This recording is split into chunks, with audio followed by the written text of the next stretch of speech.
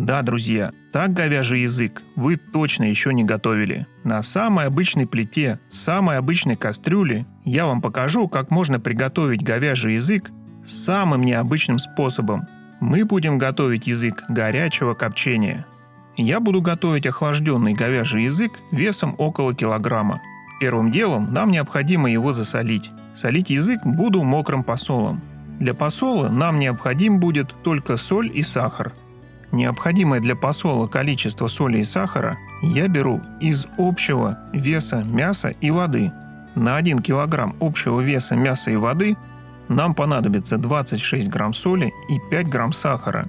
У меня вес мяса 1 килограмм. Я возьму еще 1 литр воды, это примерно еще 1 килограмм. Таким образом, общий вес мяса и воды у меня получается 2 килограмма. Поэтому все ингредиенты я умножаю на 2. Мне необходимо взять 52 грамма соли и 10 грамм сахара. Соль и сахар засыпаем в воду.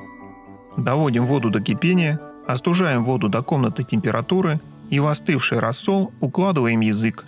Чтобы язык хорошо и равномерно просолился, его необходимо солить 72 часа в прохладном месте. При этом раз в сутки рекомендуется переворачивать язык.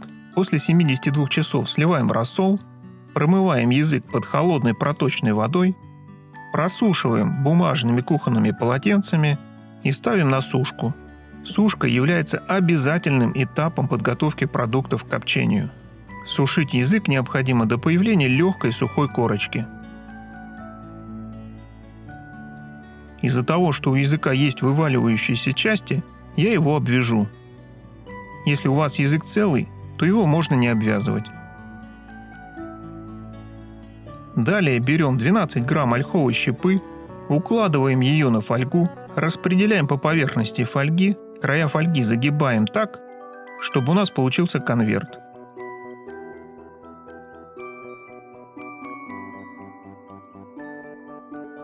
Этот конверт укладываем в кастрюлю. В верхнем слое фольги обычной зубочисткой делаем проколы. Ставим в кастрюлю металлическую подставку. Я в качестве подставки использую металлическое неразъемное кольцо для выпечки.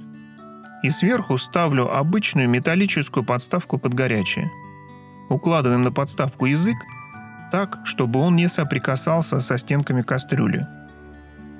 Контролировать температуру приготовления я буду обычным кулинарным термометром. Ставим кастрюлю на плиту на самую большую конфорку и включаем максимальный нагрев. У меня на самой большой конфорке при максимальном нагреве дымообразование начинается на 3-й минуте.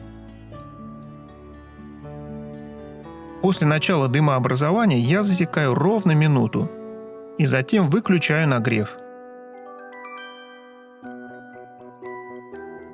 После этого сразу же переставляю кастрюлю на самую маленькую конфорку и включаю минимальный нагрев.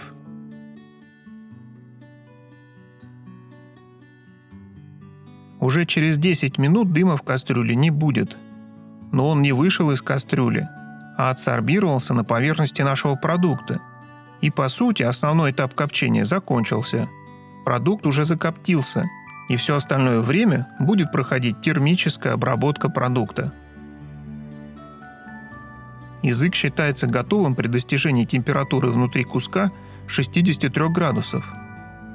На 61-й минуте температура внутри куска у меня поднялась до 65 градусов.